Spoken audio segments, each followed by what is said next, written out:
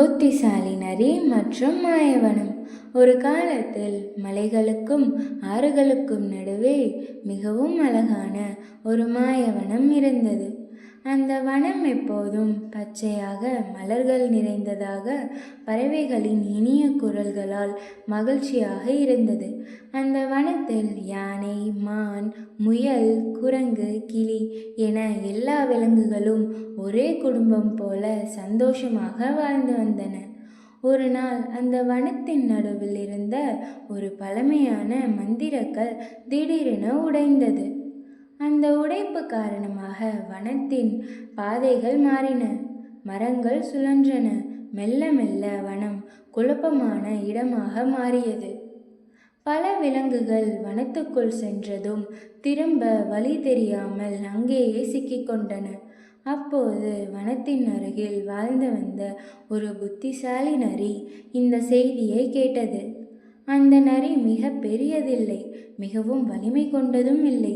ஆனால் அதற்கு அமைதியான மனமும் கூர்மையான புத்தியும் இருந்தது. நரி மாயவனத்துக்குள் மெதுவாக நுழைந்தது.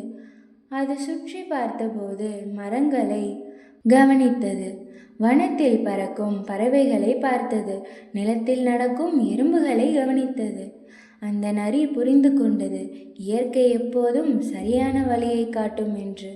நரி ஒவ்வொரு விலங்குகளையும் ஒவ்வொன்றாக கண்டுபிடித்தது.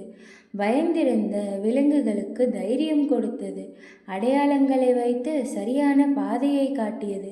மெல்ல மெல்ல எல்லா விலங்குகளும் ஒரே இடத்தில் பாதுகாப்பாக சேர்ந்தன. அப்போது மாயத்தை உருவாக்கிய அந்த இருள் சக்தி மீண்டும் தோன்றியது. ஆனால் நரி பயப்படவில்லை. அது தன் புத்தியை பயன்படுத்தியது. அந்த இருள் சக்தியை அதன் சொந்த பயத்தோடே தோற்கடித்தது. மந்திரக்கல் மீண்டும் சரியாக ஒட்டப்பட்டது. வனம் பழையபடி அழகாக மாறியது. மலர்கள் மலர்ந்தன, பறவைகள் பாடின, விலங்குகள் எல்லாம் மகிழ்ச்சியாக சிரித்தன. அந்த நாளிலிருந்து அந்த வனம் ஒரு முக்கியமான பாடத்தை எல்லோருக்கும் சொல்லியது. புத்தி பலத்தை விட சிறந்தது. இந்த கதையை போலவே நீங்களும் எப்போதும் அமைதியாக யோசித்து புத்திசாலியாக நடந்தால் எந்த சிக்கல்களையும் சுலபமாக கடக்க முடியும். இன்னொரு அழகான கதையுடன் மீண்டும் சந்திப்போம்.